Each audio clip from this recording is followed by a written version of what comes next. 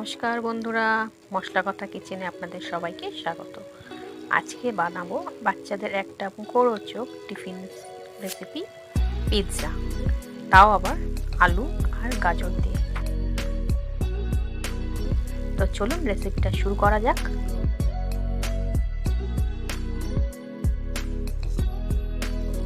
প্রথমে কড়াইতে আমি 2 চামচের মতন তেল দিয়ে একটু গরম করে নিচ্ছি। নিয়ে এর মধ্যে দিয়ে দিচ্ছি গ্রেট করা গাজর। এখানে আমি 2টো গাজর নিয়েছি, সেটাকে গ্রেট করে নিয়েছি। আর 2টো নিয়েছি মিডিয়াম সাইজের আলু, এটাকেও গ্রেট করে নিয়েছি। নিয়ে এবার এটাকে মিনিট 10-এর মতন খুব ভালো মতো নেড়ে চেড়ে ভেজে নেব। দেখতেই পাচ্ছেন। আর এর মধ্যে দিয়ে দিচ্ছি 1/2 চামচের মতো নুন। দিয়ে খুব ভালো মতন এটাকে নেড়ে চেড়ে খুব ভালো মতন ভেজে নিতে হবে। এই রান্নাটা যদি একটা ননস্টিক কড়াইতে করেন খুব ভালো হয়, তাহলে এটা লেগে যাওয়ার সম্ভাবনাটা কম থাকে। আমি এটা ননস্টিকে না নেওয়ার জন্য এটাতে একটু লেগে লেগে যাচ্ছিল। ভাজাটাও খুব ভালো মতন হয়ে গেছে, দেখতে পাচ্ছেন। এবার এটাকে আমি নামিয়ে নেব।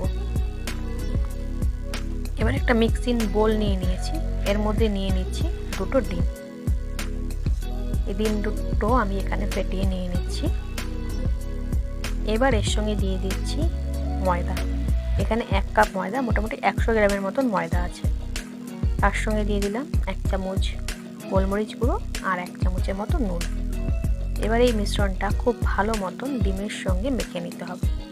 যদি জলের দরকার পড়ে সামান্য জলও দিতে পারেন, আর দরকার না পড়লে দেবেন না। খুব ভালো মতন এটাকে মেখে নেবেন। দেখুন হয়ে গেছে। এবার এর মধ্যে দিয়ে দেবো সেই ভেজে রাখা গাজর আর আলু। দিয়ে এবার এটা একসঙ্গে মিশিয়ে নিচ্ছি। এটা হাত দিয়েও মাখানটা করতে পারেন, মেখে নিতে পারেন। আমি এটা স্প্যাচুলার সাহায্যে এটা ভালো মতন এটাকে মেখে নিচ্ছি। খুব ভালো মতন এটাকে ময়দার সঙ্গে মেখে নিতে হবে। দেখতেই পাচ্ছেন একটা গোলা রুটির ব্যাটারের মতো তৈরি হয়েছে। এবার আমি পিৎজাটা তৈরি করব। চলুন, ফ্রাই প্যানে আমি 1 চামচের মতন তেল দিয়ে দিচ্ছি। দিয়ে এটা একটা ব্রাশ থাকলে ব্রাশারের সাহায্যে এটাকে পুরো ফ্রাই প্যানটায় লাগিয়ে নেবেন। নিয়ে এবার এই ব্যাটারটা আমি এর মধ্যে দিয়ে দেব। দিয়ে আমি এটা গোলা রুটির মতন তৈরি করে নেব।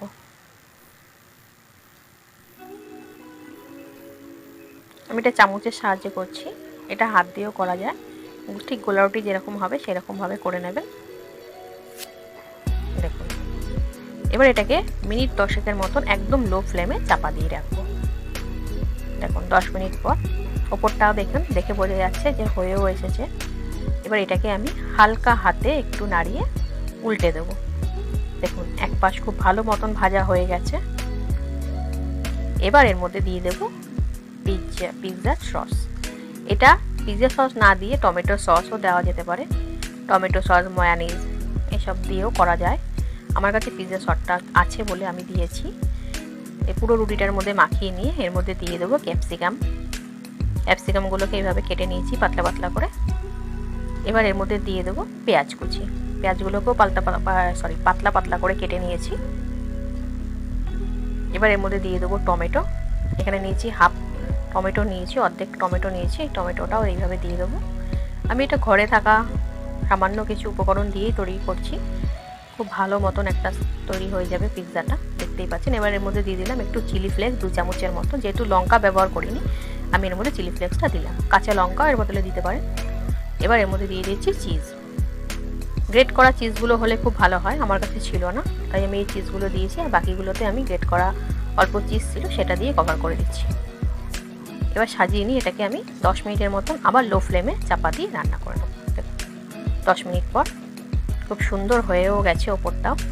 দেখুন থালায় নামিয়ে নিচ্ছি। একটু কড়াইতে লাগিয়ে এটা। দেখুন খুব সুন্দর তৈরি হয়ে গেছে। খুব অল্প সময়ে রান্নাটা তৈরিও হয়ে যাবে। বাচ্চাদের খুব পছন্দের একটা খাবার পিৎজা, যেটা বাজার থেকে কিনে খেতে চায় বাচ্চারা। বাড়িতে এইভাবে তৈরি করে দিতে পারেন ঘরে থাকা উপকরণ দিয়ে। খুবই স্বাস্থ্যকর একটা খাবার। দেখুন আমার চ্যানেলে ভিডিওগুলো কেমন লাগছে অবশ্যই জানাবেন। ভালো লাগলে চ্যানেলটিতে অবশ্যই লাইক শেয়ার করবেন, আর সাবস্ক্রাইব তো অবশ্যই করে নেবেন সম্পূর্ণ ভিডিওগুলো দেখার জন্য।